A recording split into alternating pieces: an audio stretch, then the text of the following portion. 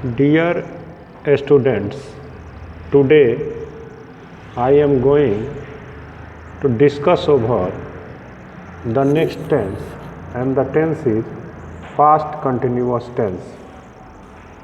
जैसा कि नाम से ही स्पष्ट है, पास्ट मीन्स बीता हुआ समय और कंटिन्यूअस माने जारी रहना, यानी कि ऐसा कार्य का बोध जो कि पास्ट टेंस में हो लेकिन साथ ही साथ उसे जारी रहने का भी बोध हो। जैसा कि आप देख रहे हैं, वह पढ़ रहा था, मैं जा रहा था, इससे स्पष्ट है कि इससे कंटिन्यूटी का बोध होता है। तो इस तरह से हम पहचान सकते हैं कि अगर हिंदी वाक्य में क्रिया के अंत में रहा था, रही थी, रहे थे इत्यादि शब्द हो तो उस वाक्य को पास्ट कंटिन्यूअस टेंस का वाक्य समझना चाहिए। अब हम इसे चेंज कैसे करेंगे?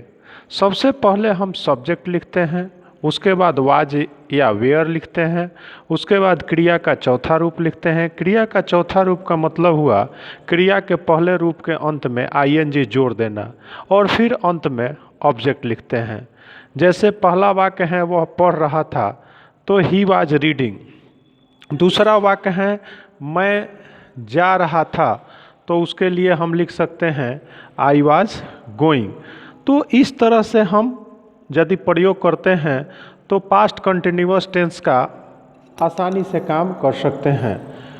अब हम देखते हैं कि आई, ही, सी, इट, राम, यानी कि एक नाम रहे तो इस तरह के सब्जेक्ट के साथ वाज का प्रयोग करना चाहिए, जबकि यू, दे, वी, बॉयज़ यानी कि एक से अधिक का बोध हो तो वेयर का प्रयोग करना चाहिए। जैसे you were going, Sita and Gita were dancing.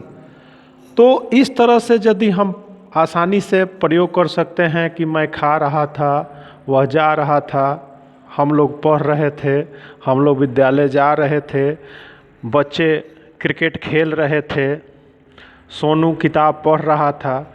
यदि इस तरह के सेंटेंस को हम बनाने का प्रयास करें तो हम आसानी से इस स्ट्रक्चर का, जो कि सब्जेक्ट, वाज या वेयर और क्रिया का चौथा रूप और ऑब्जेक्ट अंत में लिख देंगे, तो हमारा सही वाक्य हो सकता है और साथ ही साथ हमें अच्छे अंक भी प्राप्त हो सकते हैं तथा हमारा राइटिंग सेगमेंट मजबूत हो सकता है, साथ ही साथ अंडरस्टैंडिंग भी हमारा मजबूत हो सकता है। तो इस तरह से हमें और भी ज़्यादा प्रैक्टिस अपने किसी भी बुक के माध्यम से यदि हम करें तो आसानी से हमारा टेंस पर काम हो सकता है। अब फिर मैं अगला वीडियो अपलोड करूंगा, तब तक आप इसे अपने किसी भी ट्रांसलेशन के बुक के माध्यम से इसे प्रैक्टिस अवश्य करें। Okay, thank you.